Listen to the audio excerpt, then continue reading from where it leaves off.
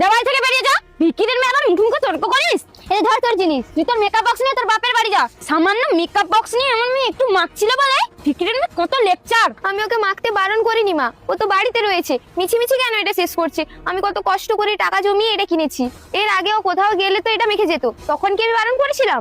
এই ভিকিরির মেয়ে, চুপচাপ বাড়ি থেকে বেরিয়ে যা, অত লেকচারটা শুনতে চাই না আমি। মা, তুমি আমাকে বারবার ভিখারির মেয়ে বলে অপমান করছো। তোমরা কি খুব কোটিপতি? সামান্য তো এই ধর্মের ঘরে বাস করো, তারপরেও কিভাবে বলো আমি ভিখারির মেয়ে? আমার বাপেদের তবু দু কামরা পাকার ঘর আছে, সেটাও তো তোমাদের নেই। কি যত বড় মনে তত বড় কথা।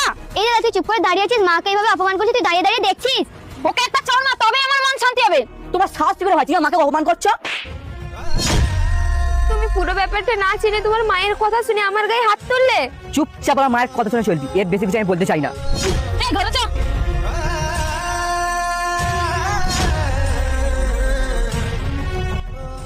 ও মা, এনাও জল নাও।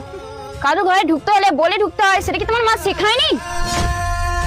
দাঁড়িয়ে দাঁড়িয়ে আমার মুখ দেখছো কি? যা রান্না করবে যাও। ও মা, কি কিছু বলবি নাকি? ও মা, আমি তো বন্ধুদের সাথে ঘুরতে যাবো। ঠিক আছে যা। কি রে দাঁড়িয়ে আছিস? 100 টাকা দেবে মা? ঠিক আছে, গ্লাসটা ধর। নে নে।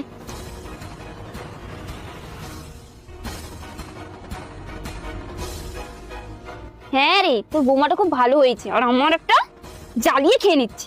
একদিন তোর বৌমাকে নিয়ে আমাদের বাড়ি আসিস। হ্যাঁ ঠিক আছে, রাখছি এখন।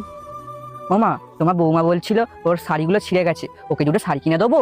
হ্যাঁ, এই তো নবাব নন্দিনী ভালো শাড়ি পরে আছে, কিনে দিতে হবে না। ওর বাপকে খবর দে, ওর বাপ ঠিক আছে কিনে দিয়ে যাবে। আচ্ছা ঠিক আছে মা।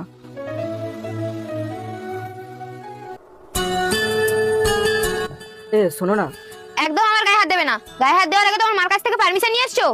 তোমার শুধু পুরুষত্ব তো এই 4 দেয়ালের মধ্যে। মায়ের সামনে গেলে তো ভিজে বেড়াল হয়ে যাও।